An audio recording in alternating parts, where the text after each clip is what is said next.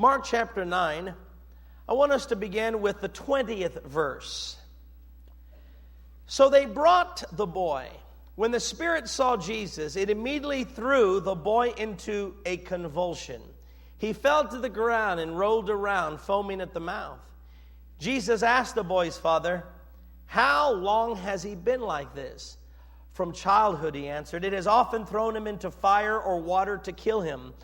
But if you can take pity, if you can do anything, take pity on us and help us."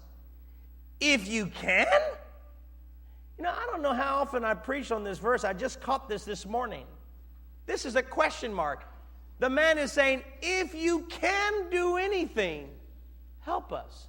And Jesus says, if you can? What do you mean? You don't think I can?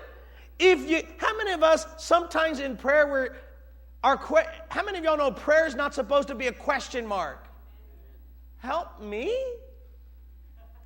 No, it's supposed to be an exclamation mark. Help me. And this man is saying, if you can do anything, help us. And Jesus says, if you can, everything is possible for him who believes. Immediately, the boy's father exclaimed, "I do believe. Help me overcome my unbelief." You know the rest of the story. Jesus delivered the demon from that boy. Time magazine has called the last decade the decade from hell. How many of y'all have seen the magazine and the cover? Well, there it is right there.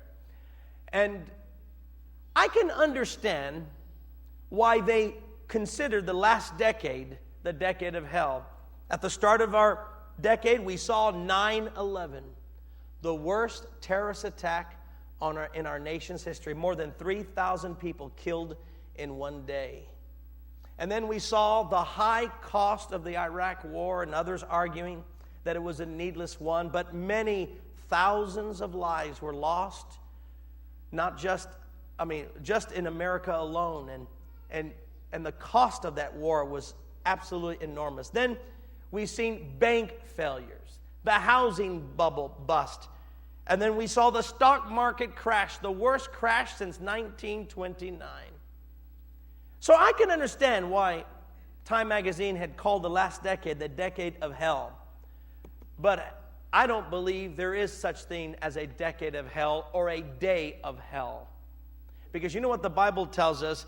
This is the day the Lord has made, and we will rejoice and be glad in it. How many of y'all know every day that is made is a day that God has made for us? And if God has made for you a day, then he made it for your blessing, for your good. There is no day of the devil. Every day is the day of the Lord. Well, Time magazine called last decade the decade of hell. It was a decade of heaven for me, for my family, and for our church. It was this last decade that we saw our finances triple. It was this last decade that we saw our church go from 8,000 square feet to 17,000. We doubled more than the size of our previous facility.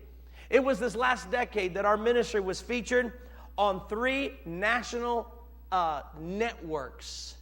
It was this last decade that I finally wrote my first best-selling book. Amen. And it was this last decade that we finally reached that golden mark that I was looking for, where we reached 1 million visitors on our internet site in 1 year.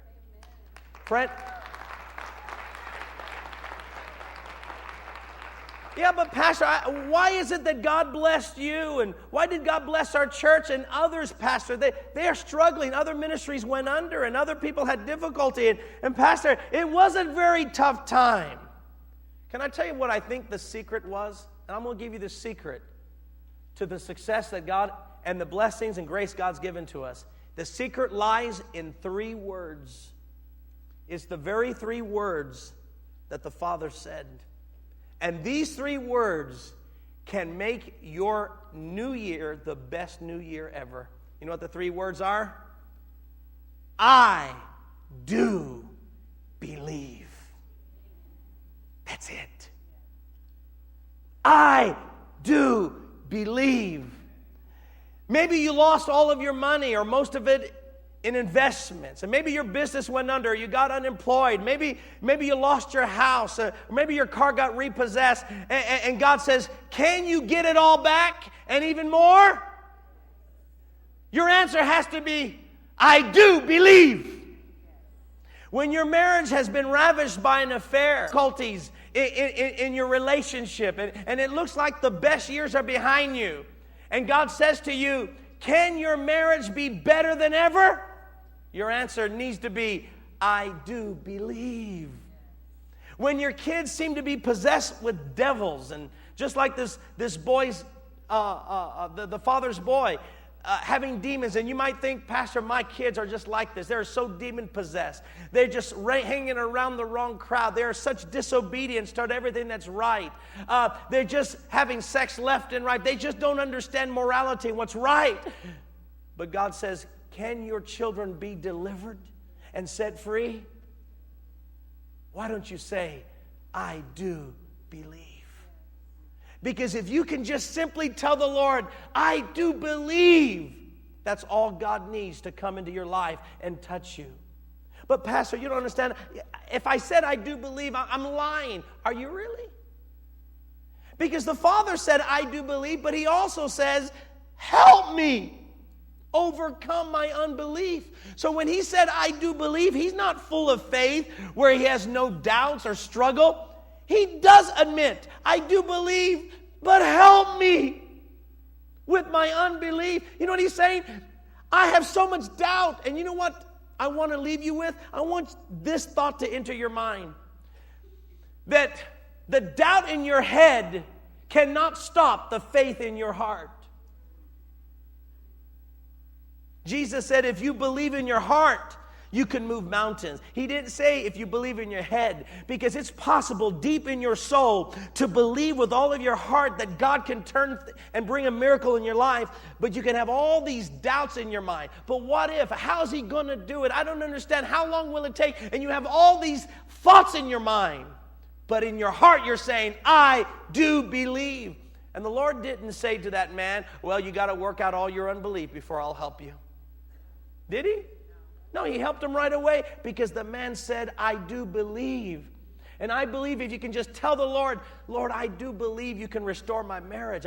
I do believe you can turn my children around and set them free from the bondage of the enemy. I do believe you can heal my body regardless of what the doctor said. I do believe that I can be wealthy and restore everything that the devil stole from me. I do believe. And if you can just tell the Lord, I believe, you're releasing Him to work in your life and to be a blessing to you.